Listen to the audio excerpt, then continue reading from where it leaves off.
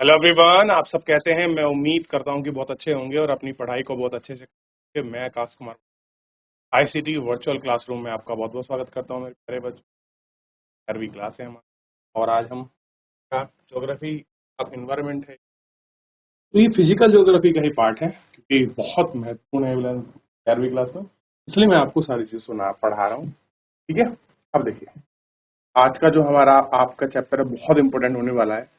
संरचना और आपका भू आकृति विज्ञान। क्लियर हो गया। भू मतलब पृथ्वी, पृथ्वी आकृति मतलब उसका स्ट्रक्चर, विज्ञान मतलब उसकी साइंस की जो हमारी भू आकृति बनी उसके पीछे का साइंस क्या है, उसकी स्ट्रक्चर्स क्या है, उसका जियो आपका मॉर्फोलॉजी क्या है, उसको हमको पढ़ना है। ठीक, और इसी पर हम लोग आपका बात करें। तो क्या आपने कभी सोचा है कि मिट्टी की उर्वरक गठन स्वरूप अलग अलग क्यों है? देखिए कितनी अच्छी बात आई। कहीं पर आप मिट्टी देखेंगे आपको उर्वरकता मिलेगी और फर्टाइल मिलेगी, कहीं पर आपको कंकड़ पत्थर मिलेंगे, कहीं पर महीन मिलेगी, कहीं पर काली लाल पीली मिलेगी। कह रहे ऐसा क्यों होता है? चलिए, सबसे पहले आप बताइए। जो बच्चे क्लास में नहीं बैठे हैं अब तक सारे बैठ जाइए। आप मुझे खुद बताएंगे ऐसा क्यों होता है। बताइए बेटा, बताइए क्या प्रभाव है कि अलग अलग स्थानों पर चट्टानों के प्रकार भी अलग हैं। आप अगर अरावली पर्वत को देखेंगे, उसके बाद आप अगर हिमालय पर्वत को देखेंगे, आप वेस्टर्न घाट को देखेंगे, आप ईस्टर्न घाट को देखेंगे, आप नीलगिरी को देखेंगे, आप आपका सतपुड़ा पर्वत को देखेंगे, आप आपका विंध्याचल पर्वत को देखेंगे, आप जो हमारे पूर्व में पटकाई, वूम, नागा हिल्स, मिजो की पहाड़ियां हैं इनको देखोगे, मिकिर, टफला, वूम को, वो पहाड़ियां कैसे अलग है। बेसिकली इन सबका स्ट्रक्चर कैसे अलग है इसी पर हम लोग देखें। चट्टाने व मिट्टी आपस में संबंधित क्यों है? चट्टानों में वास्तव में मिट्टियां हैं। पृथ्वी के धरातल पर चट्टानों व मिट्टियों में विभिन्नता धरातलीय स्वरूप को देखेंगे। वर्तमान के अनुसार पृथ्वी में लगभग 46 करोड़ वर्ष, इतने लंबे समय में अंतर्जात व बाह्य जात बलों के अनेक परिवर्तन हुए हैं। बलों के पृथ्वी के धरातलीय और अस्थलीय आकृतियों का रूप निर्धारण एक महत्वपूर्ण भूमिका है। आप पृथ्वी की विवर्तनिकी हलचलों के विषय में भी भौतिक भूगोल का परिचय नामक पुस्तक पढ़ चुके हैं और आप जानते हैं कि करोड़ों वर्ष पहले इंडियन प्लेट भूमध्य रेखा से दक्षिण में स्थित थी। यह आकार काफी विशाल और ऑस्ट्रेलियन प्लेन का एक हिस्सा था। करोड़ों वर्ष के दौरान यह प्लेट काफी हिस्से में टूट गई। चलिए इसको मैं बाद में बताऊंगा, पहले इतना आप देखिए। आप देखिए ये क्या हुआ। अब आपको अंतरजात और बाह्य जात बलों के विषय में पढ़ना है। पहले एक बार देखिए, कोई डाउट कोई कहे तो मुझसे पूछिए।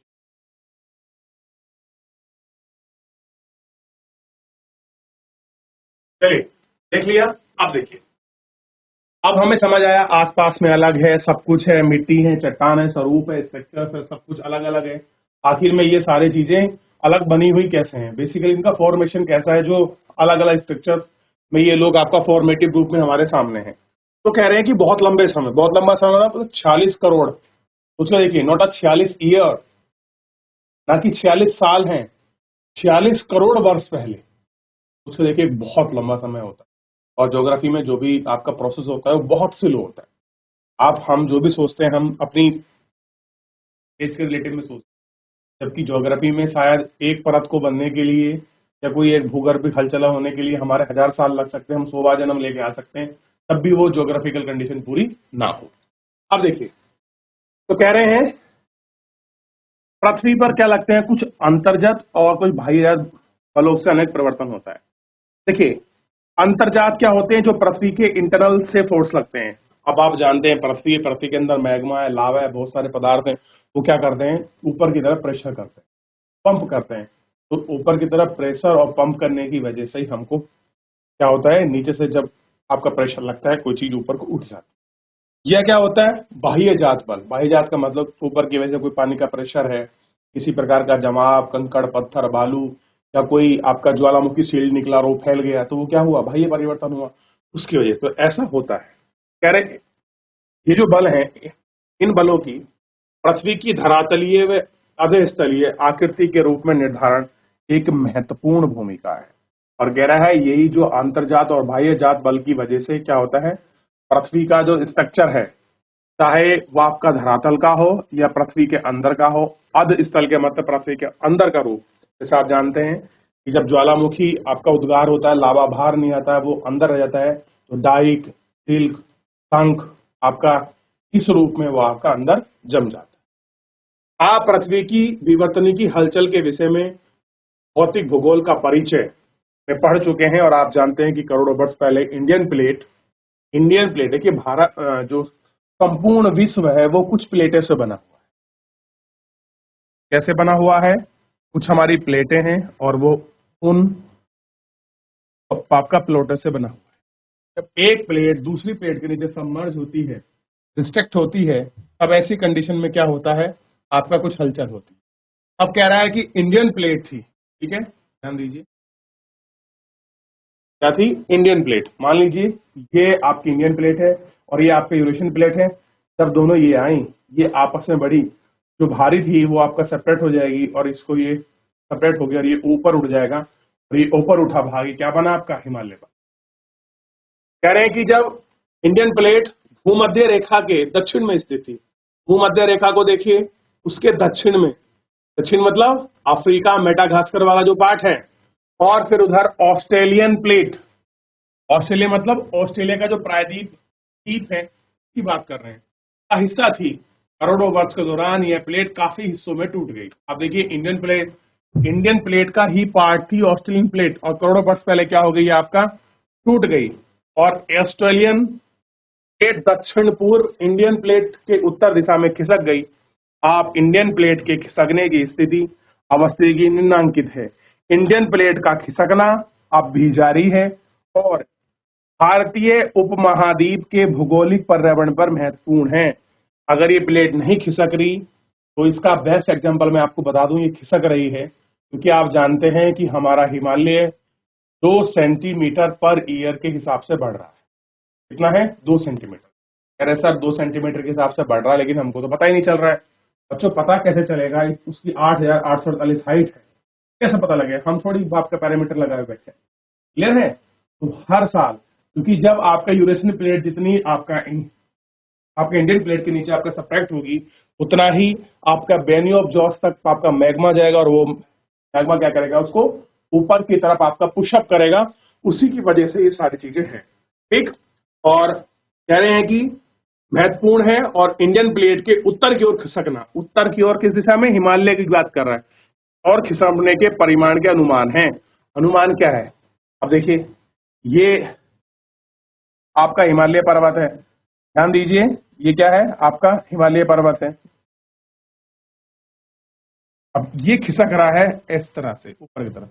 ये प्लेट है आपका इंडियन प्लेट, और यूरेशियन प्लेट के मर्ज के कारण ये सारी चीजें इसमें हो रही है, ठीक है। ये आपको ध्यान रखना। भारतीय उपमहाद्वीप की वर्तमान भूवैज्ञानिक संरचना, जियो मार्फोलॉजी स्ट्रक्चर्स की बात कर रहे हैं। इसके क्रियाशील भू आकृति मुख्यतः अंतर्जनिक और बाह्यजनिक बलों की प्लेट भौतिक संरचना से ही है। क्या है? ध्यान दीजिए, बाह्यजनिक बल और प्रमुख अंतर्जनिक बल, उन्हीं की वजह से ये है, ठीक। के परिमाण स्वरूप अस्तित्व में है।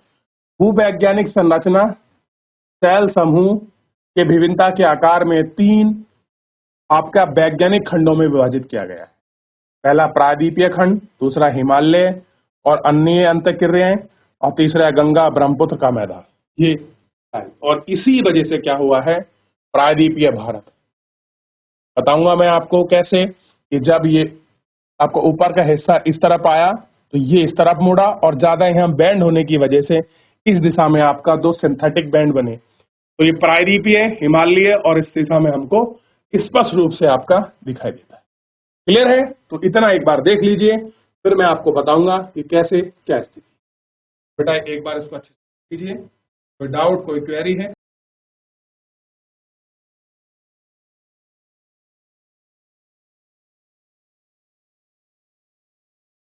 चलिए देख लिया आपने किस तरह से इंडियन प्लेट का सबमर्जन है आपका यूरेशियन प्लेट का, और कुल मिला के ये बता रहा है कि कैसे आपका जो मेडागास्कर अफ्रीका वाला पार्ट था उस तरफ क्या कहा गया है ना कि भूमध्य रेखा के आपके दक्षिण में स्थित थी। तो ये वही पार्ट है जहां पर आपका अफ्रीका है और आपका मेडागास्कर है, वहां से निकल कर आई है, और ऑस्ट्रेलियन प्लेट भी क्या है, इसी का हिस्सा थी। क्लियर है? ऑस्ट्रेलियन प्लेट यही बता रहा है, और यही कारण है कि सबके स्ट्रक्चर, सेल, ये सब का आपको डिफरेंशिएशन अलग अलग। क्लियर है?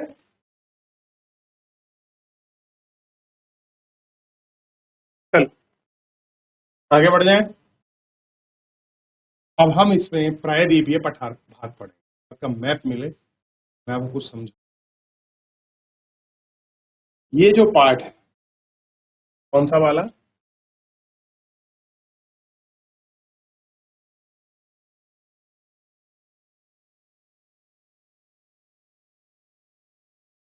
ये वाले हिस्से की बात कर रहा हूं मैं। ये है आपका प्रायद्वीपीय पठार, पेनिनसुलर इंडिया, इसी को हम कहते हैं प्रायद्वीप। प्रायद्वीपीय का मतलब इसके तीनों तरफ आप जल से घिरा हुआ, मतलब पूर्व दिशा में बंगाल की खाड़ी, पश्चिम दिशा में अरब सागर, और दक्षिण दिशा में आपका हिंद महासागर। इसकी वजह से ही इसको, ठीक है, और इस पूरी स्थिति को देखते हुए भारत की जो स्थिति है उत्तर में हिमालय होने की वजह से इसको हम क्या कहते हैं, भारतीय उपमहाद्वीप कहा जाता है।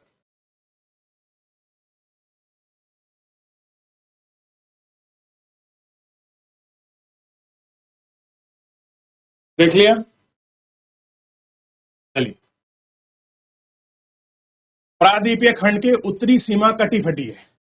कह रहे जो हमारा प्रायद्वीपीय खंड है ये कैसी है, इसकी सीमा प्रायद्वीपीय खंड से आप कटी फटी है, जो कि कच्छ से आरंभ होकर अरावली पहाड़ियों के पश्चिम से गुजरती हुई दिल्ली या यमुना व गंगा के समानांतर राजमहल की पहाड़ी व गंगा डेल्टा के अतिरिक्त उत्तर पूर्व में तबी एरोलंग पठार, ठीक, और मेघालय के पठार, और आपके पश्चिम में राजस्थान खंड का विस्तृत है, और पश्चिम बंगाल के मालदा भ्रंश के उत्तर तक में स्थित है। मेघालय व पर्कियालोंग पठार छोटे नागपुर से अलग करता है। क्या करता है, ये वाला पठार आपका छोटा नागपुर से प्रायद्वीपीय पठार को अलग करता है।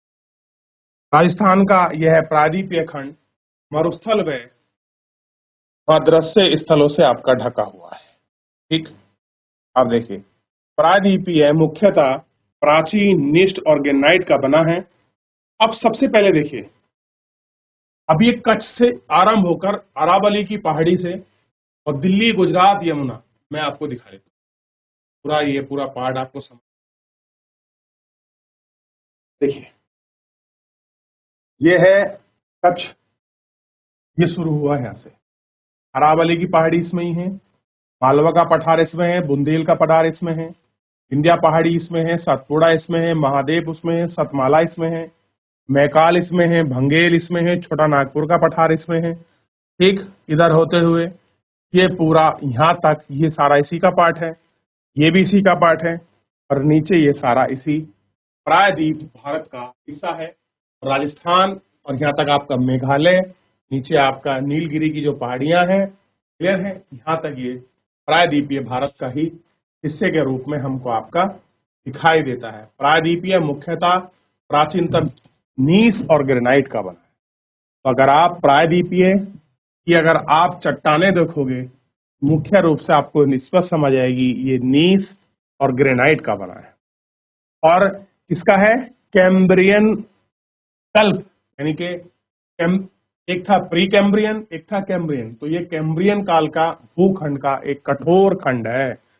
कैसा है, कठोर खंड। अगर पूछ लिया जाए कि भारत का उत्तरी भाग या प्रायद्वीपीय पठार या जो आपका प्रायद्वीप भाग में सबसे प्राचीनतम कौन सा है, तो आप कहेंगे कि जो आपका प्रायद्वीपीय पठार है ये सबसे पुराना है, क्योंकि ये कैम्ब्रियन काल का है, और हिमालय आपका टर्सरी युग का है। तो अवसाद स्वरूप में पश्चिमी तट समुद्र में डूबे होने की वजह से। तो वेस्टर्न घाट क्या है आपका? निमज्जन है, निमज्जन का एग्जाम्पल है, डूबा हुआ है।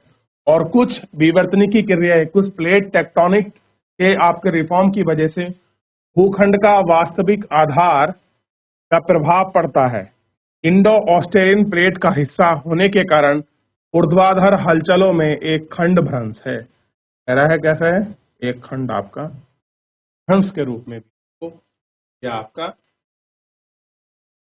ठीक।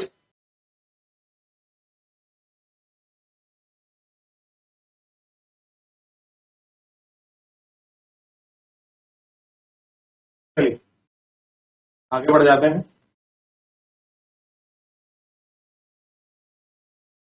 कह रहे हैं नर्मदा तापी महानदी रिफ्ट घाटी।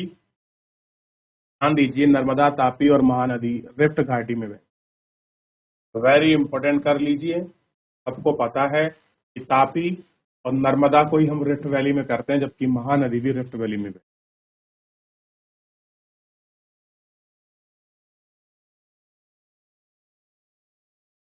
सतपुड़ा ब्लॉक पर्वत है। ब्लॉक पर्वत अब आपको पता होगा, ये पूरा कोई पार्ट है। जब इसका एक हिस्सा नीचे की तरफ धंस जाता है तो हम उसको ब्लॉक पर्वत कहते हैं।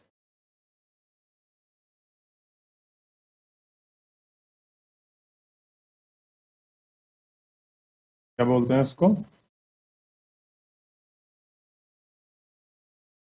ब्लॉक पर्वत। क्लियर हुआ? आगे बढ़े। अरावली, नल्लामलाई, जावेदी, वेलिकोंडा, पालकोंडा श्रेणी, महेंद्रगिरी पर्वत आदि नदियां घाटी में उथली और प्रवणता कम होती है। ऐसी होती है प्रवणता कम। भूगोल में प्रयोगात्मक कार्य, ठीक है, ये आपको देख लेने हैं एक बार। कह रहे हैं कि भूस्तरनाग में गणना की गई है, विधि विधि है, आप हिमालय से निकलने वाली प्रादीपीय नदी की प्रवणता ज्ञात कीजिए, उसकी तुलना। पूर्व में बहने वाली अधिकांश नदियां बंगाल की खाड़ी में गिरने से पहले डेल्टा का निर्माण। महानदी गोदावरी और कृष्णा द्वारा निर्मित डेल्टा इसका एग्जाम्पल है। कह रहे बहुत सारी नदियां ऐसी हैं जो आपका पूरब की ओर बहने वाली नदी है। पूरब के बहने का मतलब है इस तरीके से ऐसे बहती हैं, कुछ यहाँ गिरती हैं, कुछ यहाँ गिरती हैं, यहाँ महानदी गिरती है, यहाँ आपकी गोदावरी गिरती है, कृष्णा गिरती है और ये कावेरी नदी गिरती है। इसलिए कह रहा है कि कहाँ गिरती है? पूरब की ओर। पूरब की ओर का जब भी आपको ऐसा रेफरेंस दे उसका मतलब होता है बे ऑफ बंगाल में गिरती है। तो ये नदियां कहाँ गिरती हैं? बंगाल की खाड़ी में गिरने से पहले डेल्टा। डेल्टा का मतलब होता है जब नदी आपका फाइनली समुद्र मिलने वाली होती है तो अपना भाव कम करके बहुत चौड़े रूप में बहती है और जितने अपने साथ कंकड़ पत्थर अवसाद लेके आती है उनको वहां उसका डिपोजिशन यानी कि जमाव कर फिर अंततः समुद्र में जाकर मिल जाती है, विलीन हो जाती है। महानदी, गोदावरी, कृष्णा, डेल्टा इसके एग्जाम्पल। आपको पता है महानदी जो आपका उड़ीसा में बनाती है चावल का उत्पादन करती है, ऐसी कृष्णा गोदावरी जो आपका क्षेत्र बनाती हैं, जो आपका आंध्र प्रदेश में स्थित है। आंध्र प्रदेश वाला क्षेत्र है, आप जानते हैं बहुत आपके फर्टाइल लैंड है, चावल के लिए, जूट के लिए, कपास के लिए बड़ा इंपॉर्टेंट आपका रोल प्ले कर। ठीक, ये आपको इनका उदाहरण को देखना और समझना चाहिए।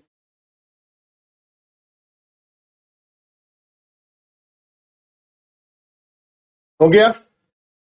अब बात करें हिमालय और अतिरिक्त जो प्रायद्वीपीय माला ये पर्वत है। हिमालय पर्वत के साथ और सारी प्रायद्वीपीय माला, अलग मतलब आपका कठोर एवं स्थित प्रायद्वीपीय खंड के विपरीत हिमालय और अतिरिक्त प्रायद्वीपीय मालाओं की भूवैज्ञानिक संरचना तरुण यानी कि जवान, दुर्लभ मतलब कमजोर, लचीली मतलब फ्लेक्सिबल और पर्वत वर्तमान समय में ये जात यानी कि एक्सटर्नल फोर्स और इंटरनल फोर्स की अंतर क्रियाओं से प्रभावित। तो बल लगते हैं आपका इंटरनल एक्सटर्नल की वजह से वो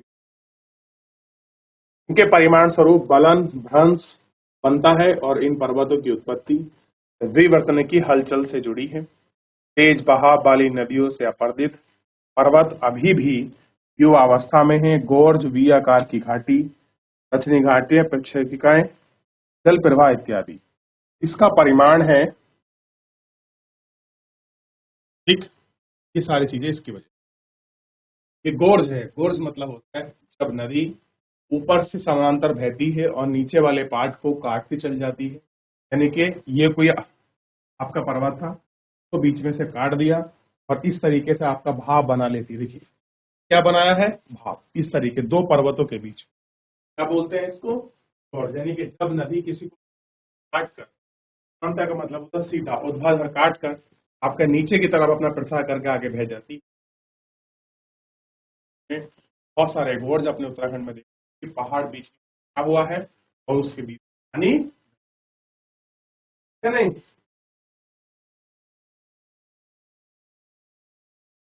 चलिए तो देख लिया, ये कुछ आपके गोर्ज के एग्जाम्पल हैं।